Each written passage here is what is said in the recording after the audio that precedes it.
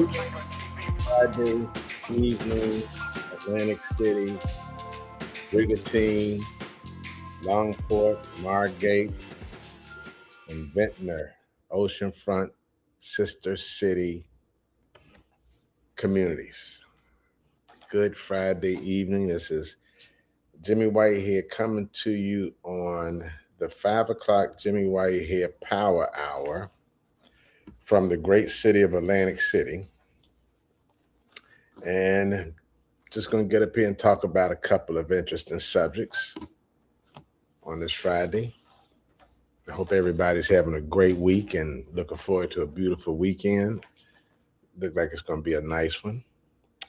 I wanted to kind of go over a couple of things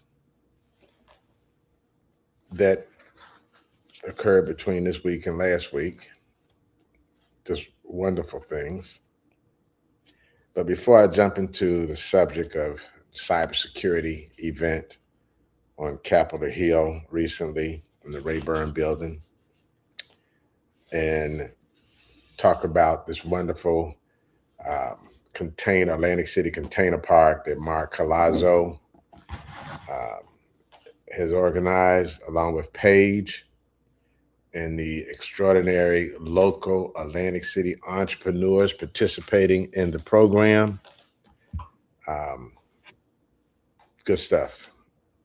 But I want to first shout out to our incredible Atlantic City Mayor, Marty Small Sr., and his administration, because he is getting things done. Atlantic Avenue is being paved every day right now. I mean, it's just extraordinary what Mayor Marty Small is leading locally, from making the streets better to making the communities more beautiful and housing being built, jobs being created, small business academy with Bruce Weeks, a wonderful program that really springboarded Exhale Cosmetics, which we'll get into. But all of the city council members, President Aaron Randolph and Vice President Kaleem Shabazz and Maria Laka, all of you, thank you for your incredible support of what's going on in Atlantic City and what's going on in my life as well, both in the cybersecurity area as well as the cosmetics area with Mark Colazzo's incredible Orange Loop project. But what I wanted to do first, before I jump into the magnificent Atlantic City Container Project, I wanted to go back and share with everyone the comments that I made last week on Capitol Hill, because I always want to reinforce the focus of how important it is for Atlantic City, Atlantic County, Atlantic Coastal Tourism District, Opportunity Zone partner, sister cities, for our residents, our students, and others to get cybersecurity workforce training. AI training is a big thing now. And again, it takes time to pull all of this together, but if we stay focused on it, no, not if, when we stay focused on it, it will create new opportunities for those who are going through the various cybersecurity workforce training programs throughout Atlantic County, including Atlantic Cape Community College and the programs we run for U.S. Hard. There's a number of programs out there, but the challenge is the jobs that will hire these trained cyber guardians now. We had a meeting at this annual cybersecurity meeting that happens at Atlantic Cape Community College that I'm on the board. And there were a couple of major casinos there. I won't say the name of the casinos, but it was two major casinos at the meeting. And the chairman of our cybersecurity group asked these casinos, is there any place in the casinos for some of these folks who have been going to our program as well as Atlantic Cape Community College program particularly? Is there some place or space at the casino where some of these newly educated and trained cyber students, cyber guardians can get a job or even do an internship to get their feet wet in the industry deeper. And both of these casinos said they don't have the space and they don't have the time. Now, if the big casinos don't have the space and time to create jobs for local residents in the cybersecurity space, and they big casinos, it's going to take our program just a little bit longer because we are not, and I am not, as big as they are. So we have to be patient. We have to really be patient with the time between training and more training and more training to jobs. Okay, we got to grow both of them, and I'm diligently working on it all the time. However, I wanted to share the comments I made last week. And this was comments at the Capitol Hill Conference on AI, cyber, and tech policy priorities, organized and sponsored by the Lexington Institute, which is a think tank organization focused on defense, space, energy, logistics, innovation, DC Tech Tracker. So my comments started out by saying, good afternoon. It is truly an honor and privilege to be with you today. Growing up across the bridge in Ward 8, Southeast Washington, D.C., I never imagined that one day I would walk the halls of the United States Congress, much less stand before such an extraordinary, distinguished group of patriotic leaders, public servants, military professionals, educators, and innovators to discuss what I believe is one of the defining challenges of America, of our generation, America's cybersecurity. My journey certainly did not begin in a boardroom or a technology company. In fact, you could say that my entrepreneurial career actually began in Congressman Jack Kemp's bathroom. True story. Now, let me explain that. Back in 1980, congressional offices were crowded like they are today. Every square foot mattered. When the new dial tone word processing computers arrived, Congressman Kemp's office, his staff, needed somewhere to install this revolutionary technology. The only space, the only available space happened to be an old bathroom that had been converted into a storage room. That little room became my first executive office. I was incredibly proud of it. Looking back today, it reminds me that great opportunities rarely begin with impressive surroundings. They begin with people willing to solve problems, embrace innovation, and make the most of every opportunity. That lesson has stayed with me throughout my life.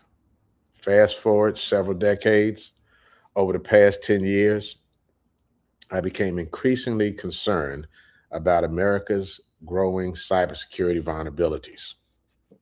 Like many Americans, I watched cyber attacks become more frequent, more sophisticated, and more damaging. One, one concern stood above all the others. I feared that one day America could experience a catastrophic cyber attack against our electric grid and our other critical infrastructure. Imagine millions of Americans suddenly losing power, hospitals operating on emergency generators, communications disrupted, transportation halted, financial systems interrupted, water treatment facilities compromised. Such an event would affect every American family. As a father and grandfather, I found myself asking one simple question. Would I even be able to communicate with my children and grandchildren during such a crisis? That question became deeply personal. Rather than simply worrying about the problem, I believe we had a responsibility to become part of the solution. Fortunately, I had the privilege of working with extraordinary leaders who shared that vision.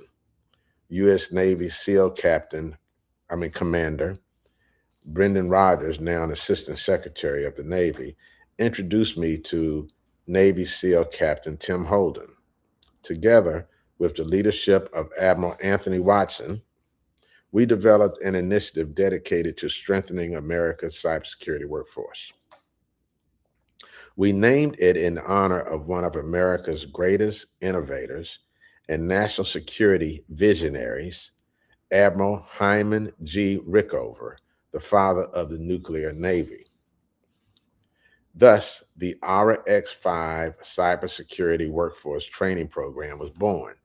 A lot of people wonder, what is the ARA X5 in our cybersecurity program? Well, the ARA is for Rickover, and X times 5 different areas that we provide training and support for cyber guardians and cybersecurity workforce training.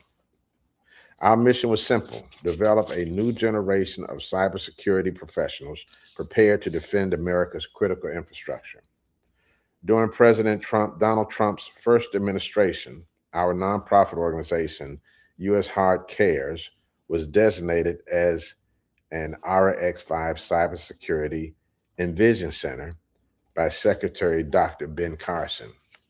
And here, we could not have received that designation as an Envision Center without the support of Atlantic City Mayor Marty Small Sr., who was down there with us, meeting with Dr. Ben Carson, and supported us to get that designation, which has led to where we are today. Again, thank you, Mayor Marty Small. That designation enabled us to provide cybersecurity workforce development opportunities for civilians, law enforcement officers, first responders, and local government employees. As cyber threats continue to evolve, so did our mission.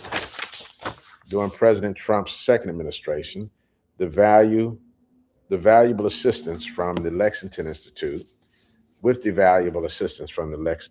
we organized an emergency cybersecurity and electric grid summit that brought together leaders from government, the military, industry, and academia to discuss practical strategies for protecting our nation's critical infrastructure.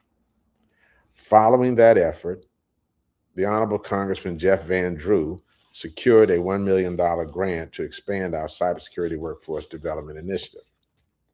Again, the support that Congressman Jeff Van Drew gave us with that grant helped us turn the vision into reality. With that grant, we were only supposed to be able to provide one class of training, one cohort.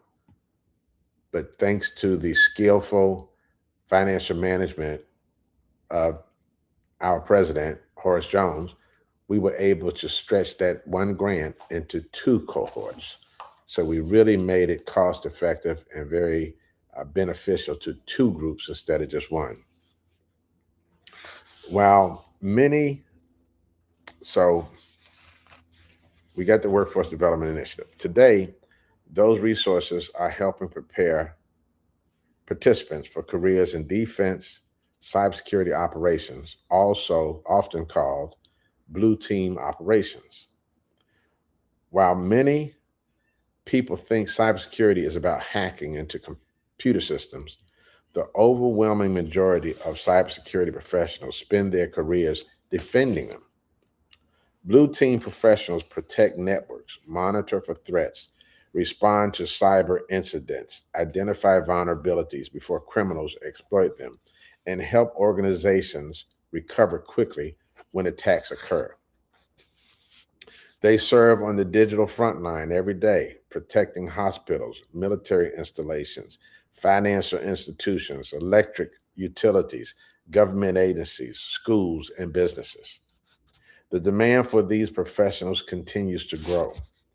Our participants prepare for careers in Security Operations Center as Security Operations Center analysts, incident responders, threat hunters, digital forensic analysts, and security engineers. They receive practical, hands-on experience using industry standards cybersecurity tools while preparing for respected cybersecurity certifications such as CompTIA Security Plus. Our goal is not simply to educate students. Our goal is to prepare them for meaningful careers defending America. Ladies and gentlemen, cybersecurity is no longer simply an information technology issue. It's an economic issue, a public safety issue, a military readiness issue, a homeland security issue, and ultimately a national security issue. Every hospital, every police department, every school district, every municipality, every military installation, every electric utility, every business, every family all depend upon secured digital infrastructure. The cybersecurity battlefield is no longer somewhere overseas.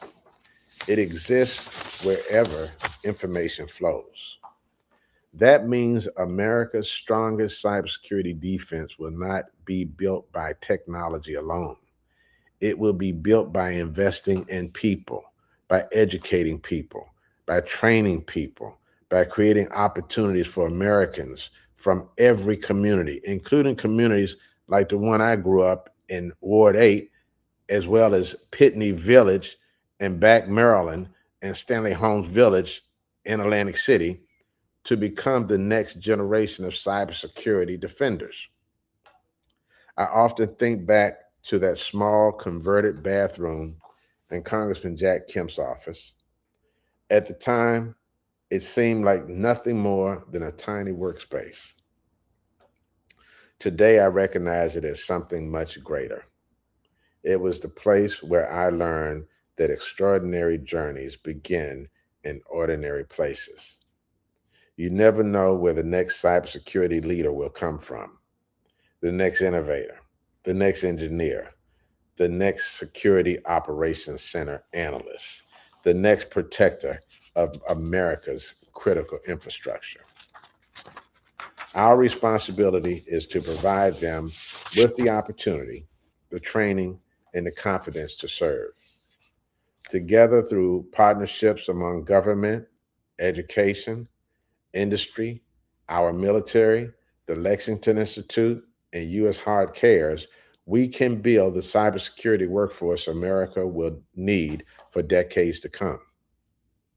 America has always risen to meet the greatest challenges.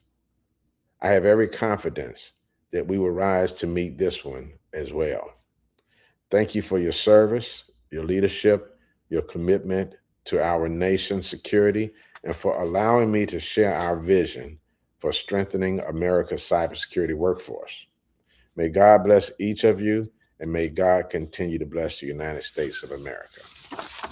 So I wanted to share that with you because that was the comments that I delivered at the um, Lexington Capitol Hill Conference on AI, cyber, and tech policy priorities on July 24th. And it's something that I'm going to continue to talk about and continue to work on for the rest of my life, I'm sure. I think that Atlantic City, particularly with its strategic partnership with all five of our Atlantic sister cities, which we refer to the Atlantic Coastal Tourism District Opportunity Zone think tank, which is all five of our coastal city mayors meeting once a month, exchanging ideas and thoughts, sharing information about certain technologies and some of the things that we are doing, some of the incredible things that are being done in Atlantic City with law enforcement and AI. Just good ideas, a good vibe to get together. These type of sister city discussions will lead to new jobs, new training programs, new affordable housing for workforce, a new future for not just Atlantic City, but for all five of the coastal sister cities. So with that, that's been my focus 24/7, of course. What we're going to do next with the cyber security workforce training program. Well, I'll know more about that later this month, which we'll share some developing discussions going on. But then I want to get to the other side. It's still an entrepreneurial thing that I call the three C's. And that's Colazzo, from Mark Colazzo, cybersecurity, and cosmetics. These are three things I do believe are going to help contribute to Atlantic City's continued economic growth, because Mark Colazzo is developing a beautiful visionary plan, the Orange Loop. Um, he has restaurants there. He has cigar bar there. He's getting ready to unveil a new Monopoly themed hotel there. We have this incredible container park, which was such an avant-garde idea to turn this little raggedy corner at Pacific and Atlantic into a beautiful, productive container park. You know, containers and tiny homes are the new thing in the country. They're economically um, affordable, durable, and you can put them up quickly. So, with the blessings of God and the blessings of the great city of Atlantic City, by taking their small business academy recently, that the mayor and the African American Chamber of Commerce of New Jersey organized. I had promised my sister Valerie Jean Whitehead, that before she passed away last year, that we were going to get Exhale Cosmetics back on the market, something that was started by she, myself, and our queen mother, Audrey Jean Whitehead. It's trademarked, and it's been trademarked for many years, and has had several versions of the product come out in the market. We never got fully there. We always were right on the tipping on the tipping level, where we've sold some products at shows.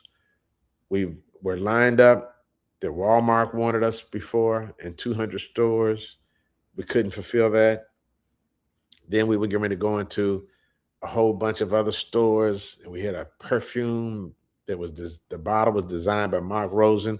We just get right there, and it just didn't happen. So this is actually the fifth generation of Exhale Cosmetics coming out, because of Valerie Whitehead and Elizabeth Whitehead too, my granddaughter. And thanks to Mayor Marty Small and the African American Chamber of Commerce, they provided me with an inspirational platform to really help me focus on making this a reality, in terms of a 8-week course they held at Capitol Hill. It was very informative, particularly for somebody who's just going into small business. You know, I've been in small business for half of my life, at least. The last time I worked for someone was when I worked for the President of the United States, and that was back during Reagan and Bush. So since that time, I have worked for James Whitehead uh, Jr. Um, and it continues to be a marvelous journey and ride. And now I'm excited about the 3C project, Colazzo, Cybersecurity and Cosmetics, in the Orange Loop. And the reason I say cybersecurity with cosmetics is because this is the way I think. When we started Exhale in the past, there really wasn't that much engagement with online sales and the internet and e-commerce. It really was just getting started. And so we had to find brick and mortar or special events. We didn't have that internet leverage, but now we have that. And our 50% of our focus, or maybe even 70% of our focus, is on leveraging technology and the internet to maximize Exhale Cosmetic bath and body sales in e-commerce. Then we have this fabulous container Exhale Beauty Boutique that's going to be on Pacific and Atlantic in the Atlantic City Container Park, that is somewhat of a showcase in a retail facility, because everything that you could get at the container park, you'll be able to get online. but I wanted to be able to have a tangible presence. I wanted to be able to have both the e-commerce and a little what I call exhale beauty bubble, because I look at the container park boutique as a bubble, like a data bubble. And then from that data bubble, there'll be thousands of fiber connections throughout America and the US Virgin Islands and Puerto Rico, where Exhale orders will be coming in and Exhale products will be shipping out. So I really look at this container part in my own mind as like the Exhale Cyber Beauty Boutique, because we're going to be using online internet commerce to sell fabulous, wonderful products. That in the skincare products, we have frankincense, which has a lot of medicinal virtues. Matter of fact, I have eczema. Sometimes, it flares up. For the past couple weeks, I have not been using any medicated product.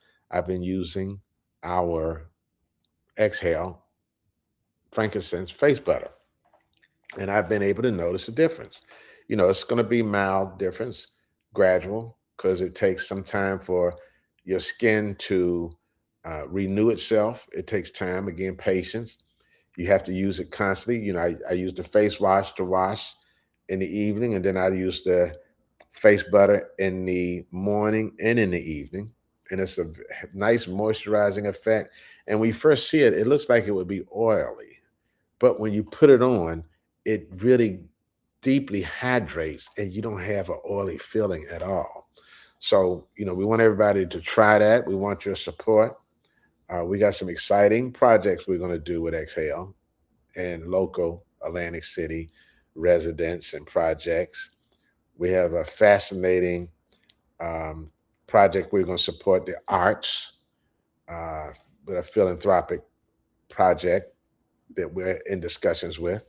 It's going to be exciting. And it's just going to be a lot of good stuff coming out of that orange loop, out of that Mayor Small and Mark Colazzo leadership. And also, you got a brother down there, Brian Zubek, another developer, very interested in how to work more with local small businesses in Atlantic City. And he really, like myself, believes in that black and white capitalism working together to create some real white and blue capitalism. Both these gentlemen approached me with that thought in mind, and it has already started to turn into something tangible.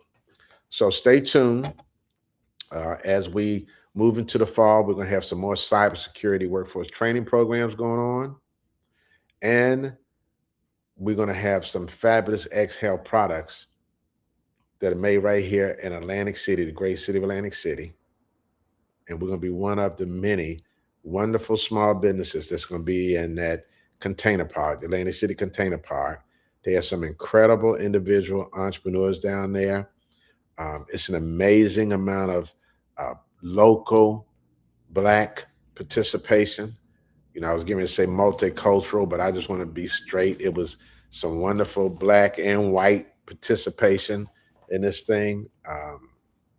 And it's just fascinating. It's extraordinarily wonderful to see it happening, and very grateful for the leadership of Mayor Marty Small and Mark Colazzo to work together on this project. And also CREDA, the Casino Reinvestment Development Authority, is very engaged in this project. This project is in the Atlantic City Opportunity Zone. So again, that's another a bit of cachet that I love it that this is in the Opportunity Zone, which is what Secretary Scott Turner is always talking about and advocating, that we use opportunity zones to create new economic development in cities like Atlantic City. So all of these things are coming together wonderfully. God has really been blessing us last several months for all of this stuff to happen, come to fruition. So stay tuned. This is Jimmy Whitehead Power Hour coming at you. Wishing you all a very wonderful weekend. Stay tuned for what we do in this fall with our cybersecurity workforce training efforts. And please come out and support us in October when we open up our boutique, and in September when we activate for sale our exhalefxl.com website. Again, that's exhalefxl.com website. FXL stands for Exhale First Lady, because everybody is somebody's first lady. So with that, thank you for joining me this Friday afternoon, this beautiful Friday evening, by the most beautiful oceanfront coastal cities in America: Atlantic City, Brigantine, Dawnport, Margate, and Ventnor. This is Jimmy Whitehead Power Hour. You are very blessed. Take care. Always.